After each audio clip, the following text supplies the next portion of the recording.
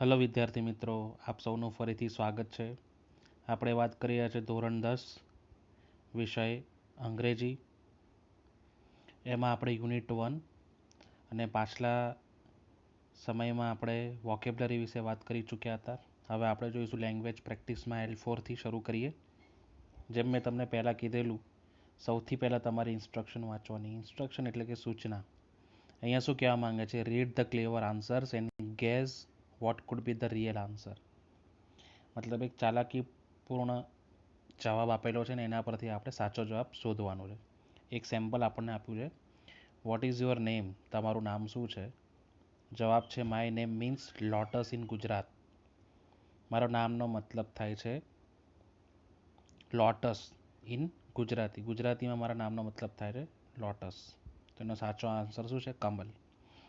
એ રીતે હવે આપણે જોઈશું પહેલું, વેર વર યુ બોર્ન? તમારો જન્મ ક્યાં થયો હતો? I was born where Mahatma Gandhi was born. મારો જન્મ ત્યાં થયેલો કે જ્યાં મહાત્મા ગાંધીજીનો જન્મ થયેલો. તો અહીંયા શું આવશે આન્સર આપણો? પોરબંદર.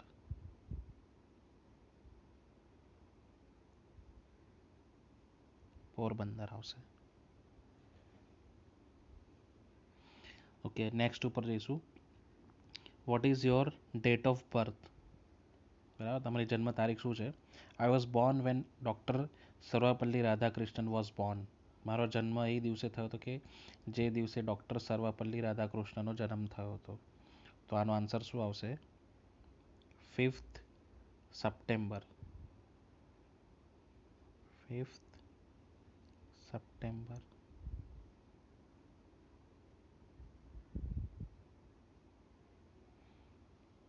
ઓકે, નેક્સ્ટ ઉપર જઈશું. At what time were you born? તમારો જન્મ કેટલા વાગે થયો હતો? I was born when lord Krishna was born. મારો જન્મ એ સમયે થયો હતો કે જે સમયે ભગવાન કૃષ્ણનો જન્મ થયો હતો. એટલે આપણે અહીંયા લખીશું 12 AM. ને પ્રેપોઝિશન તો આપણને આપેલો જ છે એટ 12 AM. આનો જવાબ આ રીતે આવશે. નેક્સ્ટ ઉપર આપણે જઈશું. When do you get up every day? તમે દરરોજે કેટલા વાગે ઉઠો છો? When I get up the clock hands are 180 degree. એ વખતે ઘડિયાળના કાંટા 180 ડિગ્રીમાં હોય છે. એટલે કેટલા વાગે ઉઠે છે? સવારના 6 વાગે. At 6 AM. સવારના 6 વાગે ઘડિયાળના બંને કાંટા બરાબર 180 ડિગ્રી બનાવે છે. નેક્સ્ટ આપણે જોઈશું. વેર એક્ઝેક્ટલી યોર હાઉસ? તમારું ઘર ચોક્કસ કઈ જગ્યાએ છે? તો કહે છે કે world's most beautiful marble monument is only 2 minutes walk from my home. કે દુનિયાનું સૌથી સારામાં સારું મોન્યુમેન્ટ એટલે કે સ્મારક, માર્બલ એટલે આરસપાન. આરસપાનનું દુનિયાનું સૌથી સારામાં સારું સ્મારક મારા ઘરથી ફક્ત 2 મિનિટના જ અંતરે છે. તો આ કઈ જગ્યાએ રહે છે? આગ્રા. કેમ કે આગ્રામાં શું છે? તાજમહેલ. પાછી આપણે આગળ વધીશું. Where do you live? તમે ક્યાં રહો છો? I belong to the city of Sabarmati Ashram. તો સાબરમતી આશ્રમ ક્યાં આવેલું છે? આપણે બધા જ જાણીએ છીએ, અમદાવાદમાં. બરાબર, ઇન અમદાવાદ. દરેક આન્સરમાં ધ્યાન રાખવું કે પ્રેપોઝિશન આપણને આપેલા જ છે દરેકમાં. બરાબર, આપણે ખાલી એનો ચોક્કસ આન્સર લખવાનો છે. આગળ વધીશું. વેર એક્ઝેક્ટલી ઇઝ ધ બુક? બરાબર, તમારી બુક ચોક્કસ કઈ જગ્યાએ રાખેલી છે? It is wear I take my meals every day. મારી બુક એ જગ્યાએ છે કે જ્યાં હું દરરોજે ખાઉં છું. તો શેના ઉપર ખાતા હોઈએ આપણે? The dining table. The dining table. On the dining table. Okay. Where have you kept your TV? તમારું ટીવી તમે ક્યાં રાખેલું છે? બરાબર, તો એ કહે છે કે ટીવી આપણું ક્યાં હોય? બેડરૂમમાં. એટલે આમાં કહેવા માંગે છે બેડરૂમમાં છે. બેડરૂમ. બરાબર. ઓકે, એક 8મું મારાથી મિસ થઈ ગયું. When do you learn photography? બરાબર. I learn it once in a week when Bollywood movies are released. કયા દિવસે બોલિવૂડના મૂવીઝ રિલીઝ થાય છે? શુક્રવાર, એટલે કે ઓન ફ્રાઈડે. બરાબર. નેક્સ્ટ આપણે જોઈશું where is the photograph. I need to turn 180 degree to see it. મારે જોવા માટે 180 ડિગ્રી ફરવું પડશે, એટલે બિહાઇન્ડ મી, મારી પાછળ એકદમ મૂકેલું છે. બરાબર. તો આમાં ક્લેવર રીતે આન્સર આપેલા છે અને આપણે એમાંથી ચોક્કસ આન્સર ફાઇન્ડ આઉટ કરવાનો, તો એના વિશે અત્યારે એક્સરસાઇઝ. એકચ્યુઅલી આ એક્સરસાઇઝની અંદર તમને લોકોને ઇનડાયરેક્ટલી પ્રેપોરેશન ભણાવવામાં આવ્યું છે, જેમ કે ઓન છે, એટ, ઇન, ઓન. બરાબર. આ બધા પ્રેપોરેશન તમને સમજાવવામાં આવ્યા છે. હવે L5 કે છે take turns to ask question to get the given answer. શું કહે છે? આન્સર આપી દીધો છે, હવે એના પરથી આપણે શું કરવાનું છે? ક્વેશ્ચન પૂછવાનું છે. બરાબર. On MG road, MG road પર કંઈ પણ હોઈ શકે છે.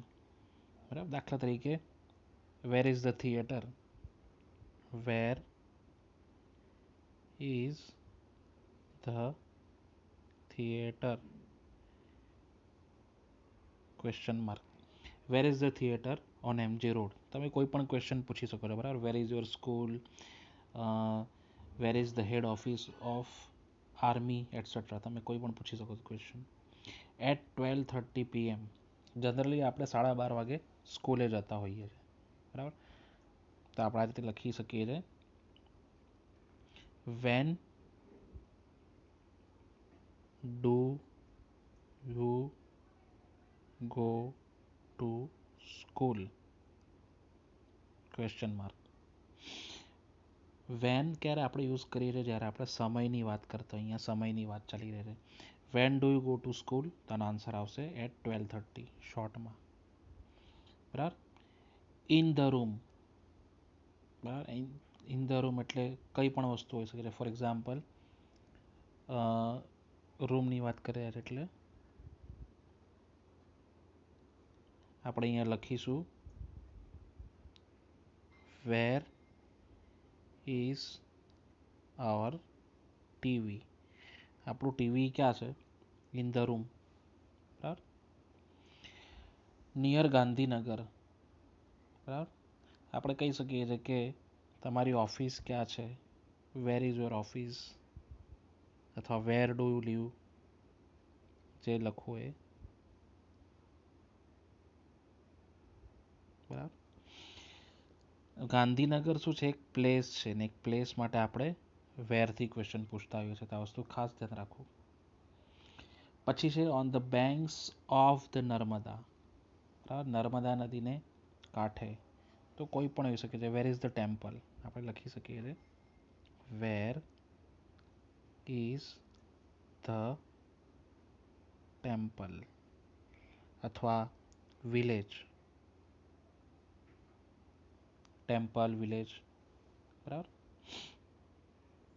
Okay. Between Baroda and Surat. Baroda અને સુરતની વચ્ચે શું છે? આપણે કહી શકીએ કે વેર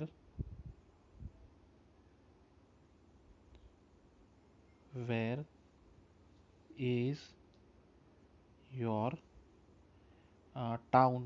ટાઉન એટલે કે શહેર કરતાં નાનું, નાની જગ્યા. બરાબર. સિટી, અમદાવાદને બધા સિટી કહેવાય, ને એનાથી જે નાનું હોય એને આપણે શું કહીએ છીએ? ટાઉન. બરાબર. તો તમારું ટાઉન ક્યાં છે? તમારું શહેર ક્યાં છે? તો બિટવીન બરોડા એન્ડ સુરત. આ આપણો આન્સર આવી શકે છે. ઓકે. નેક્સ્ટ ઉપર આપણે જઈશું એટ દાંડી. બરાબર. દાંડી, તો આપણે આમાં લખીશું where did Gandhiji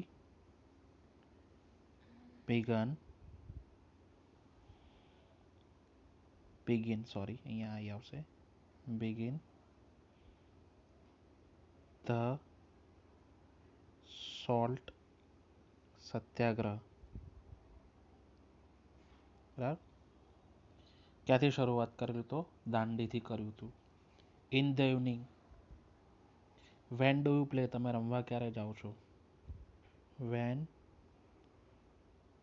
do you play? તમે રમવા ક્યારે જાઓ છો? In the evening. બરાબર. At midnight. મધ્યરાત્રિએ. બરાબર. આપણે હમણાં જ જોઈ લીધું કે લોર્ડ કૃષ્ણનો જન્મ ક્યારે થયો હતો? When did lord Krishna born? When એટલે સમય. વેન અને સમય. બરાબર. રવિવાર આપણે જનરલી શું કરીએ છીએ? હોલિડે તમને ક્યારે હોય છે અથવા ક્યારે હશે? બરાબર. When will you have holiday? બરાબર. When will you have holiday? On Sunday. અમારે રજા ક્યારે હોય છે? સન્ડે. બરાબર. આ રીતે આપણે ક્વેશ્ચન બનાવવાનો છે. હવે આપણે જોઈશું L6. શું કે છે? Read about Sharmin's travel plan of India. Sharmin નામના એક વ્યક્તિએ શું કર્યું છે? ટ્રાવેલિંગનો પ્લાનિંગ કર્યું છે ઇન્ડિયામાં આવવા માટે. Fill in the blanks using word from the brackets to complete the plan. શું કહે છે કે આપણને બ્રેકેટમાં કેટલાક શબ્દો આપ્યા છે. આને કહેવાય પ્રેપોઝિશન. આ બધાને શું કહેવાય? પ્રેપોઝિશન. આ બધા શબ્દોનો ઉપયોગ કરીને આપણે શું કરવાનું છે? ખાલી જગ્યા ભરવાની છે.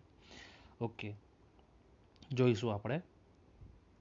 શર્મિન will take a flight to Mumbai. દિવસ હોય એટલે આપણે પ્રેપોઝિશન આવશે on.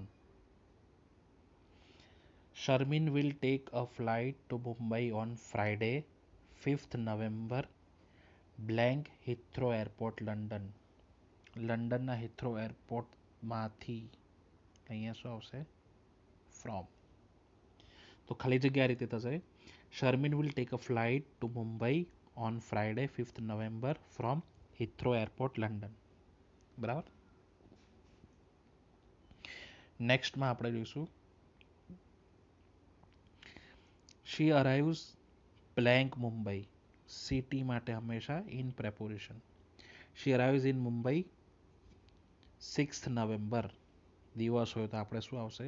On preposition. On 6th November. Sometime આફ્ટરનૂનમાં શું આવશે? In the afternoon. હંમેશા યાદ રાખવાનું in the afternoon, in the morning અને in the evening. ત્રણેયમાં in preposition આવશે. ઓકે, આગળ વધીશું. She has booked an overnight stay. Overnight stay કોઈ હોટલમાં એને કરેલો છે. બરાબર. હોટલમાં. In a hotel. બરાબર. She has booked an overnight stay in a hotel. Next day, she will visit the Gateway of India and Haji Ali Dargah. City માટે preposition in. In Mumbai, she has marked 8th November for the Elephanta Caves, which is a network of sculpted caves located island આવે એટલે on the Elephant Island 10 kilometers to east of the city of Mumbai. બરાબર. તો ફરીથી આપણે આટલું જોઈ લઈએ. She has marked 8th November for the Elephanta Caves. Caves એટલે કે ગુફાઓ. Which is a network of sculpted caves. Sculpted એટલે શિલ્પકળાવાળી કેટલીક ગુફાઓ છે. Located on the Elephant Island. બરાબર. 10 kilometers to the east of the city of Mumbai. બરાબર. આગળ વધીશું. She is traveling to Ajanta Caves. તરફ જઈ રહી છે. She is traveling to Ajanta Caves on 9th. Ajanta Caves blank. અહીંયા શું આવશે? જગ્યા છે એટલે in Aurangabad district of Mumbai. મુંબઈના ઔરંગાબાદ જિલ્લામાં આવેલી છે. R30 રોક કટ બુદ્ધિસ્ટ કેવ માઉન્ટેન્સ. બરાબર. આગળ વધીશું. The caves include some finest example of Indian art, Indian art in the Ajanta caves. She is heading towards તરફ એ તરફ જવું. towards પણ લખી શકાય અને to પણ લખી શકાય. She is heading to the northwest and arrives city out again in preparation arrives in Ahmedabad દિવસ એટલે on Wednesday morning. Following her hectic schedule, she will rest and visit the Sabarmati ashram and Sabarmati riverfront in the evening. મેં હમણાં જ કીધું તમને લોકોને કે morning afternoon અને ઇવનિંગ આવે ત્યારે પ્રેપોરેશન ઇન વાપરવું. બરાબર. આગળ વધીશું. શી લીવ્સ ફોર લોથલ ચોક્કસ સમય એટલે એટ 6 AM દિવસ આવ્યો એટલે on Thursday.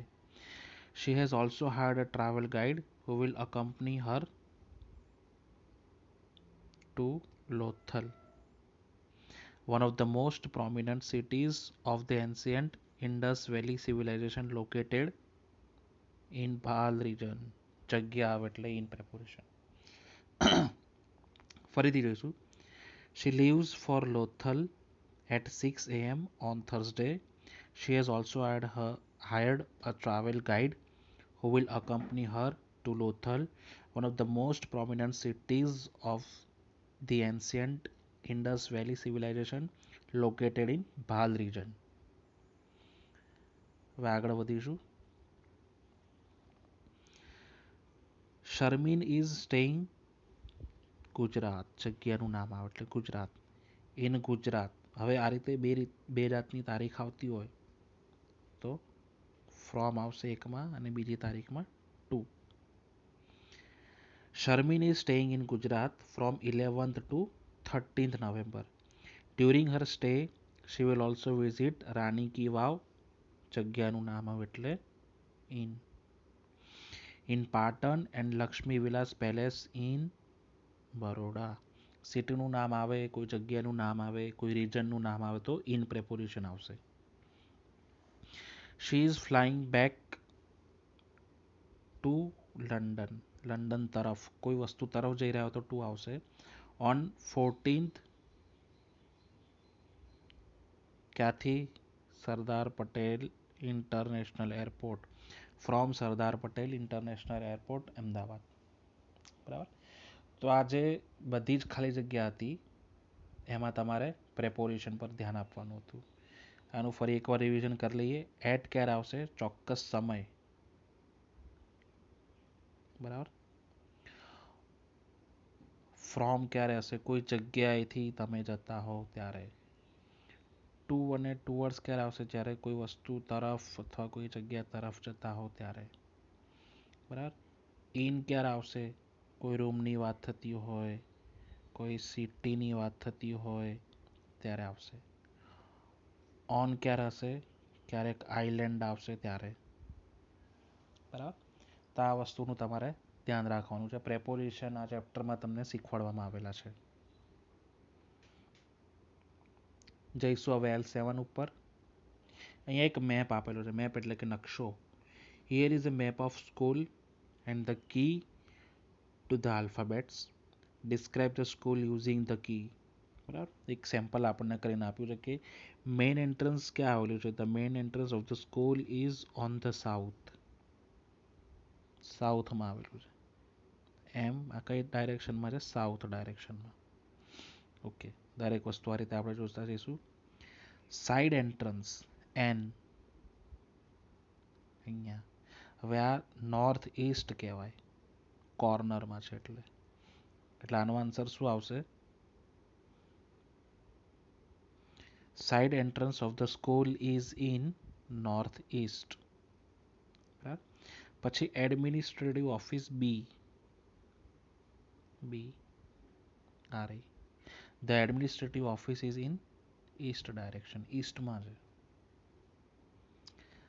પછી સાયન્સ બ્લોક ઓ, બરાબર, ઓ અહીંયા છે એટલે વેસ્ટ તરફ છે. પછી જે સિક્યુરિટી કેબિન ક્યાં છે? સાઉથ વેસ્ટ, બરાબર, આ ડાયરેક્શનમાં છે એટલે. તો આમાં કશું કરવાનું નથી, ખાલી બધી ડાયરેક્શન તમારે જોતા રહેવાનું છે, કઈ ડાયરેક્શનમાં શું છે, બરાબર. જોઈ લઈએ બીજા કેટલાક ફરી આગળ. પછી છે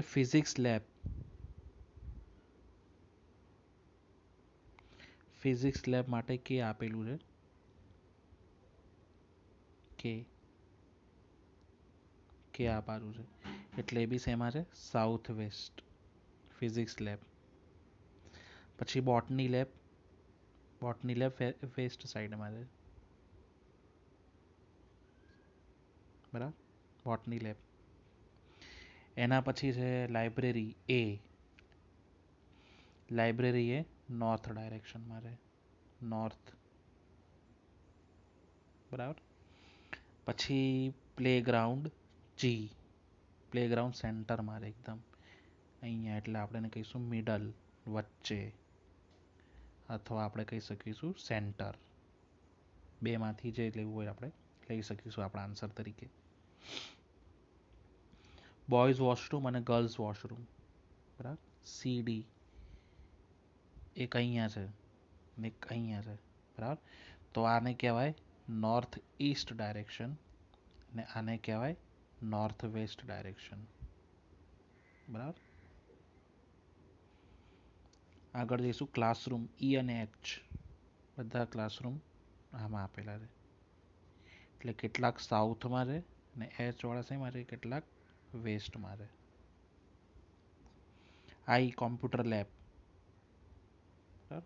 લેબ નોર્થ સાઈડમાં છે. પછી સ્ટાફ રૂમ અહીંયા છે, એસ એટલે આપણે આવું કહી શકીએ કે સાઉથ ઈસ્ટ.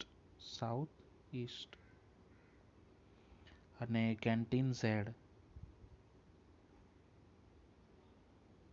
આ રહી એટલે આપણે વેસ્ટ સાઈડ કહી શકીએ, બરાબર. તો આમાં આપણે કશું કરવાનું છે નહીં, કઈ વસ્તુ કઈ ડાયરેક્શનમાં આવેલી છે એની આપણે ચર્ચા કરેલી છે. એલાઇટ હું તમને લોકોને હોમવર્કમાં આપું છું કરવા, તમે લોકો થોડું સમજો અને થોડું કરો એટલે તમને લોકોને ખ્યાલ આવી જાય કે આમાં શું કરવાનું છે. તો આ સાથે આપણે ગ્રામરનો પોર્શન પૂરો કરીએ છીએ. યુનિટ 1 ધોરણ 10 વિષય અંગ્રેજી ગુજરાતી માધ્યમ. હું આશા રાખું છું કે તમને લોકોને બધા જ વિડીયોમાં બધી જ ખબર પડી હશે. એક એડવાઇસ હું તમને લોકોને દરેક લેક્ચરમાં આપતો રહીશ કે જ્યાં જ્યાં જરૂર પડે ત્યાં ત્યાં તમે લોકો ડિક્શનરીનો ખાસ ઉપયોગ કરો. જેટલો ડિક્શનરીનો ઉપયોગ કરશો એટલું તમને આવડશે અને તમારું ઇંગ્લિશ સરળ બનશે, બરાબર. તો આ સાથે આપણે આવતા લેક્ચરમાં ફરી મળીશું. ત્યાં સુધી બધાને એક આગ્રહ રાખું છું કે રેગ્યુલર તમે લોકો સ્ટડી કરતા રહેજો 10મા ધોરણમાં. ઓકે, બાય અને ટેક કેર.